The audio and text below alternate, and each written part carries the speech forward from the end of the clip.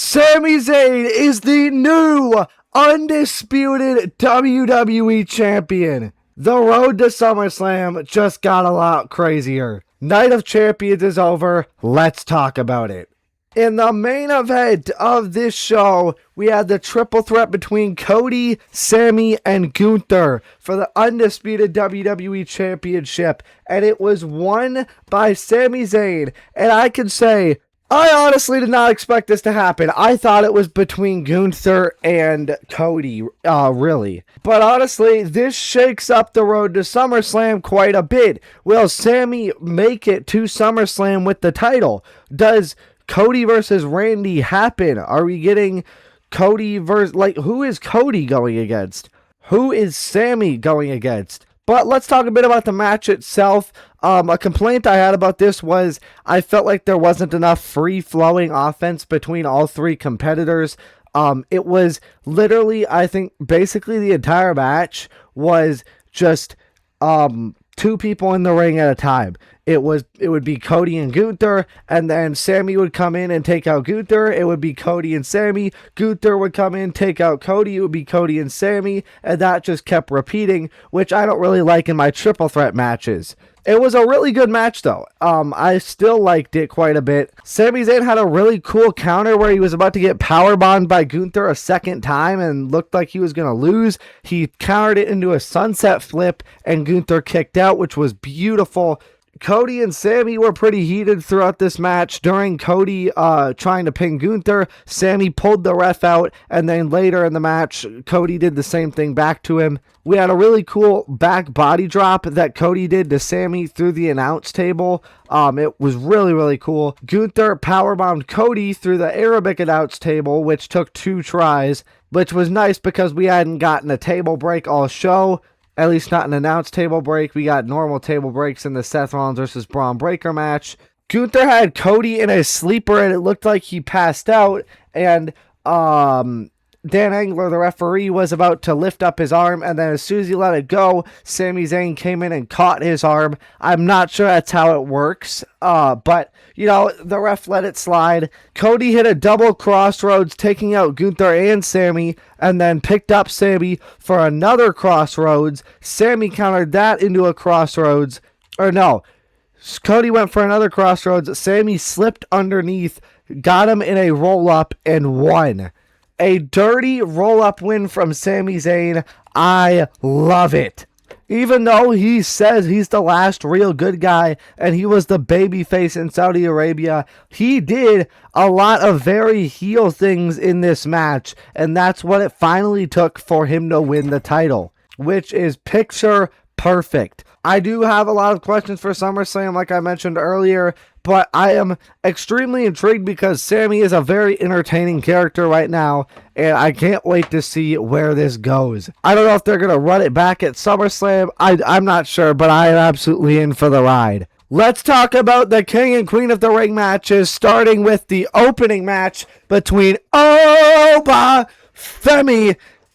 And also for the last match, I predicted Gunther to win, so that was incorrect. But this match, I predicted Jay, and I was completely wrong, and I could not be happier. Your new 2026 King of the Ring is the ruler, the destroyer, the bringer of war, Oba Femi. And I am so glad to be wrong.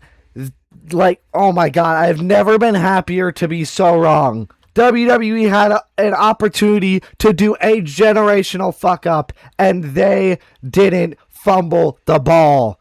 So thank you so much for having Oba win this. It was absolutely the right decision. The reason I predicted Jay was because I just didn't trust WWE to make a cool decision like that.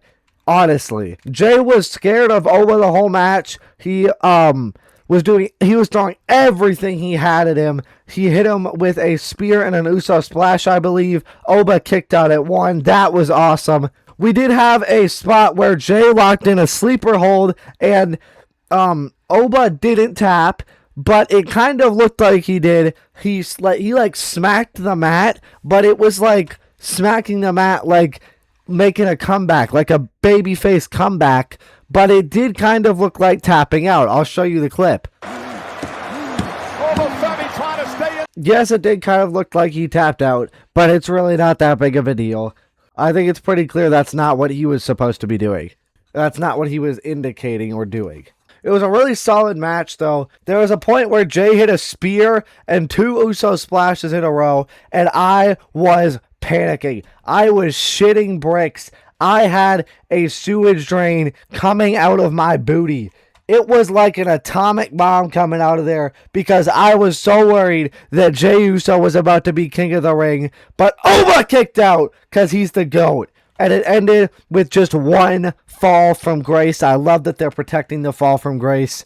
And then bada bing, bada boom, your 2026 king of the ring is Oba Femi. I'm so glad they made this decision.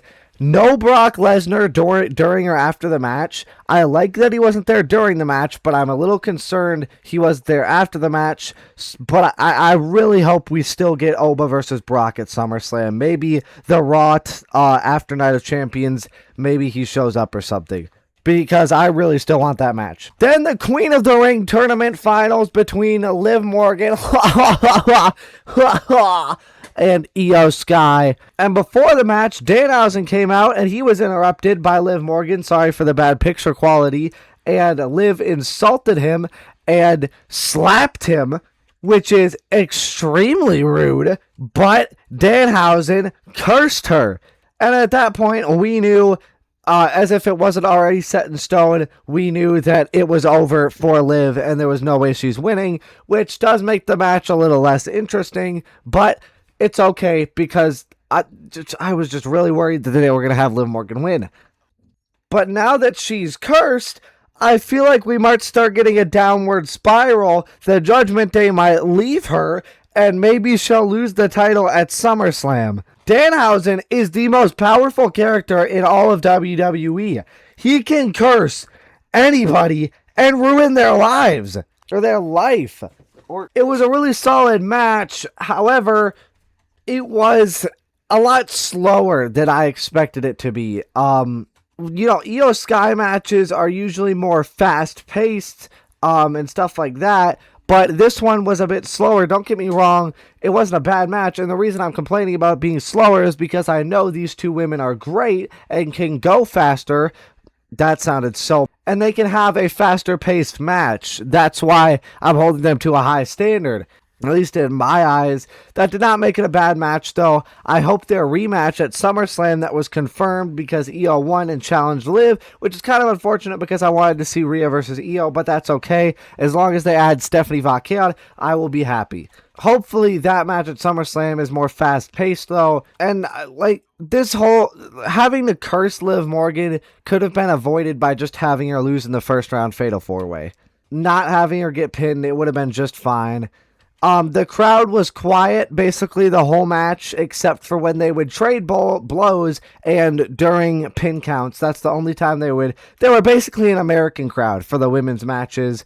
Not really surprising because they're pretty sexist over in the big Saudi Arabia.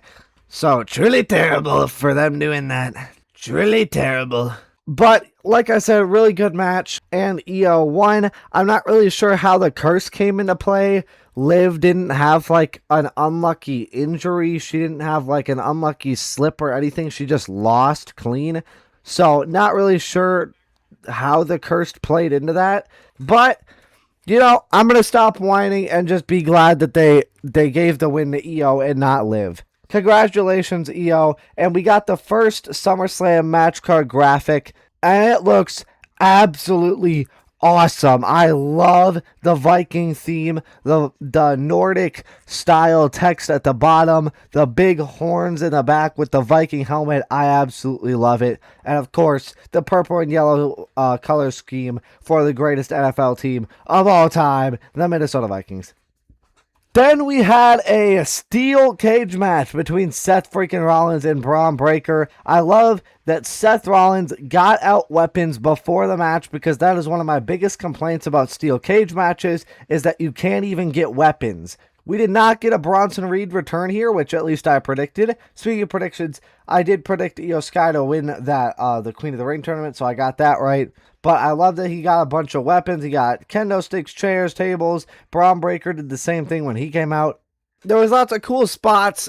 We had a superplex from the top rope / top of the cage to Braun Breaker from Seth Rollins through the table, which was really cool. Seth Rollins kicked out of 2 spears, which not necessarily a fan of. Braun Breaker had one big bloody eye. Like, he looked like a cyborg, and it looked really, really cool. Braun Breaker put himself through the announce table.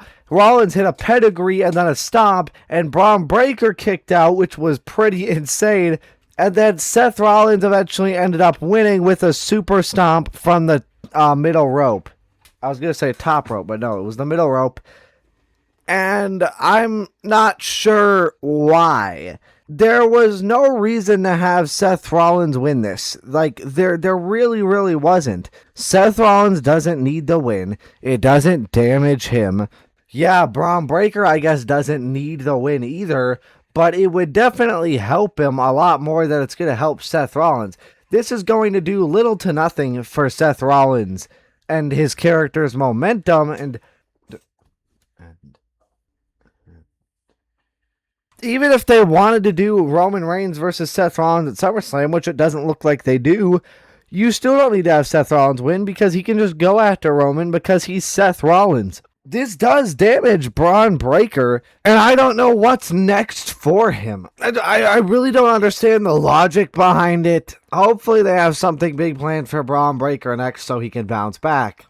A pretty solid steel cage match, though. Then we had a United States Championship match between Trick Williams, Tricky, versus Ricky Saints. They had good chemistry. I liked that Lil Saints. I just combined Lil Yachty and Ricky Saints and called them Lil Saints.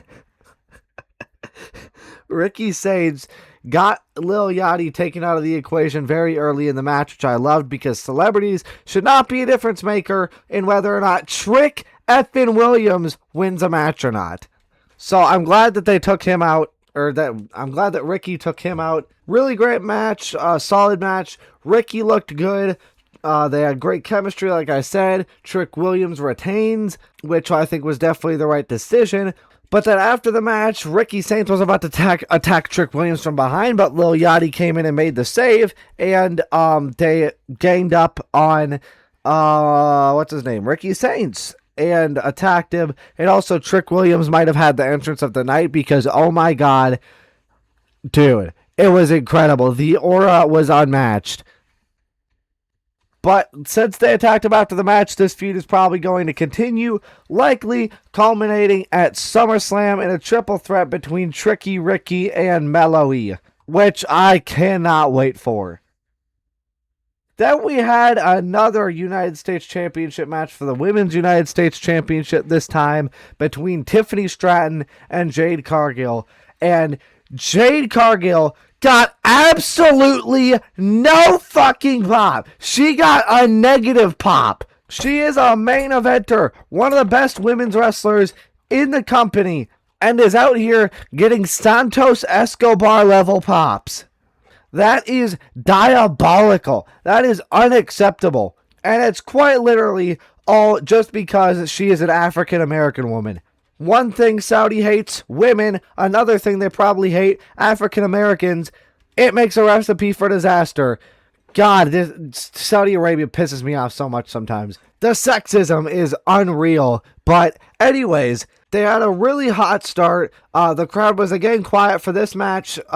Shocker. They had a really hot start to the match. Great sequence. Tiffy had a cool pop-up missile drop kick. It was fast-paced. Both of them looked good. Both of them had great offense. This is kind of more of what I expected from Liv versus Io. It's like they kind of got swapped when it comes to pacing. Really fast-paced match. This was by far the shortest match of the night. Felt like under 10 minutes. But it might have been the best match of the night because these two women saw that time limit and said, let's put on the best 8-minute match that this country has ever seen. Absolute banger. Bravo for these two ladies. Beechin tried to get involved. Charlotte Flair ended up, she took out Beechin. Or no, Chelsea took out Beechin, and then Charlotte got involved, attacked Jade, costed her the match. I think at this point, it's pretty crystal cut and clear that we're getting Charlotte versus Jade at SummerSlam, which I cannot wait for. I'm glad that they protected Jade in this loss. However, I still don't like that Chelsea got pinned last night, or that Tiffy got pinned last night, because she got pinned by B-Fab, and meaning that B-Fab is better than her, and then Jade got pinned by Tiffy, meaning Tiffy is better than her. So basically, they just told us that B-Fab is better than Jade Cargill. So stupid to have her take a pin right before her first title defense, but yeah, really good match. I loved this match. One of my favorite matches of the night. Might be my favorite, honestly. And I'm very excited for Jade versus Charlotte. And hopefully Tiffy can get this on a PLE, another PLE, hopefully even SummerSlam. And that is going to be it for this Night of Champions review. Let me know what you thought of this show. Overall, I'd give it 7.5 out of 10. But yeah, thank you all so much for watching. Like and subscribe if you want. And